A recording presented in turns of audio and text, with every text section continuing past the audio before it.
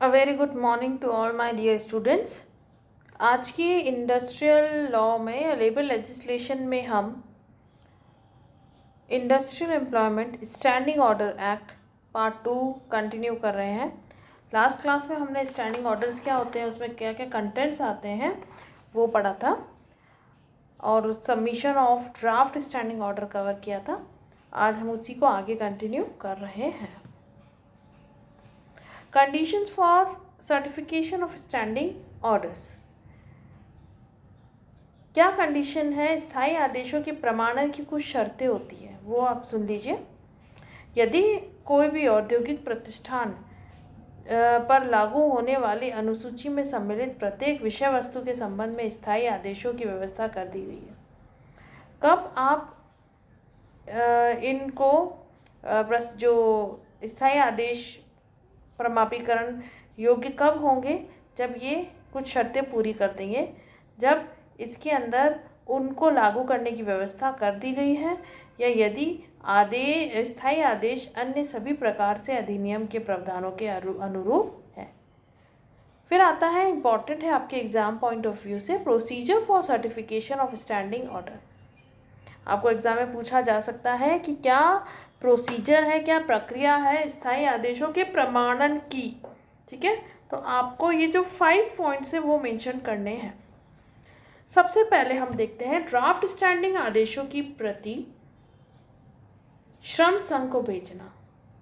Draft standing जो orders आए हैं उसकी कॉपी सेक्शन 3 के अंदर जो प्रमाणन अधिकारी उसकी एक कॉपी कर्मचारी के श्रम संघ को भेजेगा। यदि ऐसा कोई भी श्रम संघ नहीं है तो कर्मचारियों को निर्धारित रीति से उसकी कॉपी भेजी जाती है। इसकी जो कॉपी है वो निर्धारित प्रारूप में नोटिस के साथ भेजी जाती है, जिसमें कर्मचारी या श्रम संघ को स्थायी आदेशों के संबंध में अगर उन्हें कोई आपत्ति है तो वह प्रस्तुत कर सकते हैं। और जो कर्मचारी या श्रम संघ है इस नोटिस को की प्राप्ति, जब उनको ये नोटिस मिला उसके 15 दिन के भीतर अपनी आपत्ति प्रस्तुत कर सकते हैं। तो इन शॉर्ट जो सर्टिफाइंग ऑफिसर है वो एक कॉपी किसको भेजता है? श्रम संघ को। अगर उनको कोई ऑब्जेक्शन है तो वो प्रेजेंट कर सकते हैं। सेकेंड पॉइंट आता है हमारा, सेवायोजक एवं श्रम संघ कर्मचारियों को सुनवाई का अवसर देना।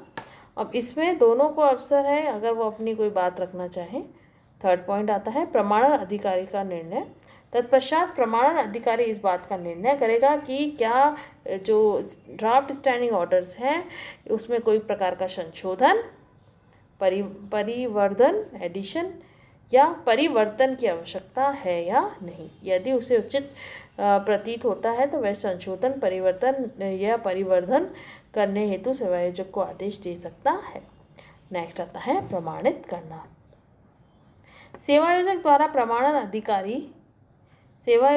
प्रमाणन अधिकारी के आदेश के अनुरूप ड्राफ्ट में परिवर्तन या जो भी चेंजेस करने हैं उसके उपरांत प्रमाणन जो अधिकारी है उस ड्राफ्ट को प्रमाणित कर देता है। सर्टिफाइंग ऑफिसर उस ड्राफ्ट को सर्टिफाई कर देता है अगर कोई चेंजेस उसको कहे एम्प्लॉयर को और उसने कर दी है तो उसके बाद। नेक्स्ट, प्रमाणित स्थायी आदेश की प्रतियां भेजना। तो इसकी कॉपीज भेजनी होगी उसको। प्रमाणन अधिकारी प्रमाणन के 7 दिन के भीतर प्रमाणित स्थायी आदेश की प्रतियां निर्धारित रीति के से अधीन प्रमाणित करके सेवायोजक एवं श्रम संघ के प्रतिनिधियों को भेजता है।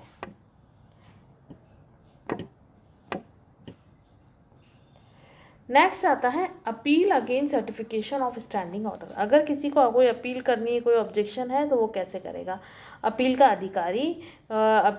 अधिकारी है स्थायी आदेश के प्रमाणन के विरुद्ध अपील करने के निम्नलिखित में से प्रत्येक को अधिकार होता है। सेवायोजक भी कर सकता है या श्रम संघ या उसके कर्मचारी या उनके रिप्रेजेंटेटिव्स कर सकते हैं। अपील करने की अवधि होती है जैसे ही आपको लगता है कि ड्राफ्ट स्टैंडिंग ऑर्डर्स जो अब आपने की जानकारी में आए हैं और आपको उसके जो प्रमाणन से पहले अगर आपको क्या करना है 30 दिन के भीतर आपको अपील करनी होती है।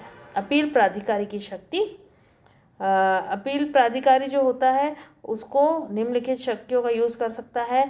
प्रमाणन अधिकारी द्वारा प्रमाणित रूप से स्थायी आदेश के अनुमोदन के आदेश देना एवं प्रमाणन अधिकारी द्वारा प्रमाणित आदेश स्थायी आदेश में परिवर्तन या परिवर्धन द्वारा संशोधित हेतु आदेश देना, वो दे सकता है।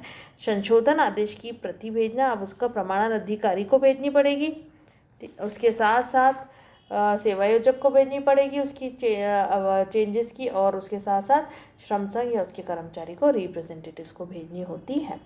अब आता है डेट ऑफ ऑपरेशन, स्थायी आदेशों के परिवर्तन की तिथि। अब डेट ऑफ ऑपरेशन क्या होगा?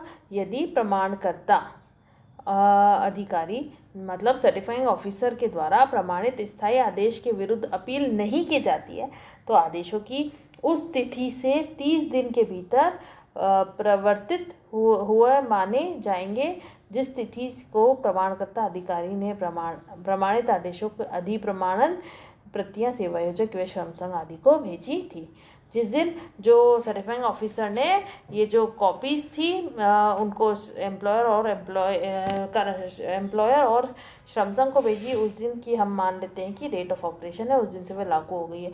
किंतु इसके विरुद्ध अगर कोई अपील आई है तो जिस तिथि पर अपील प्राधिकारी ने आदेश की प्रतियां भेजी है और उस तिथि के 7 दिन बाद से स्थायी आदेशों को हम मानते हैं कि वो प्रभावी हो चुके हैं।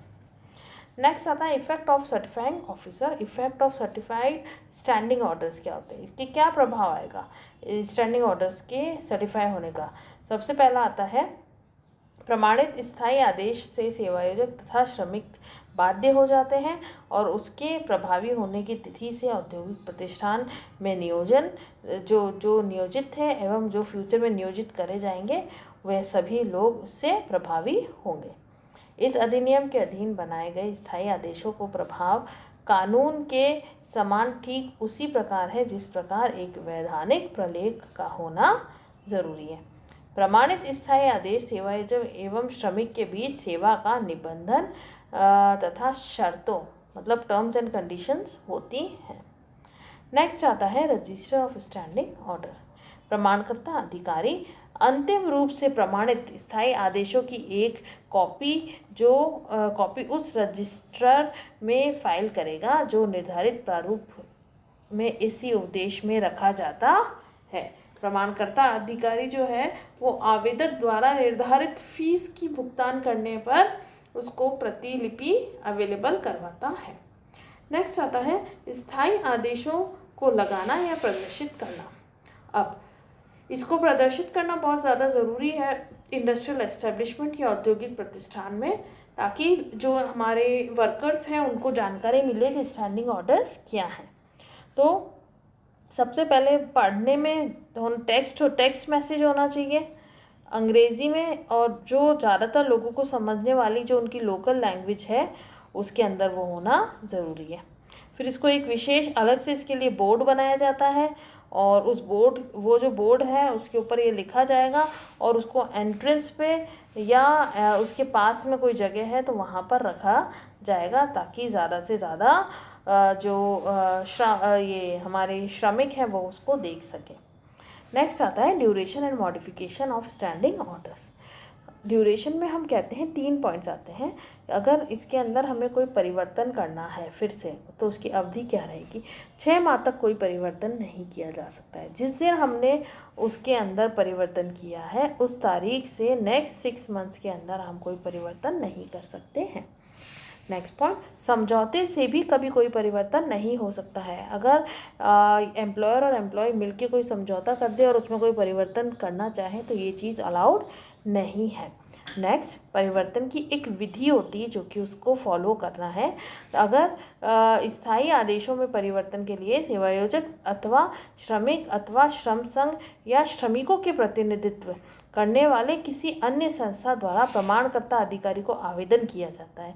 ये सब क्या करेंगे? आवेदन करेंगे। अगर इनमें से जो भी उसके अंदर परिवर्तन कराना चाहे ऐसे आवेदन पत्र के साथ प्रस्तावित परिवर्तन की 5 कॉपीज़ उसके साथ संलग्न करी जाती है। यदि प्रस्तावित परिवर्तन के लिए सेवायोजक एवं श्रमिक में कोई समझौता भी हुआ है तो वो समझौते की कॉपी भी उसके साथ संलग्न करी जाना ज़रूरी है।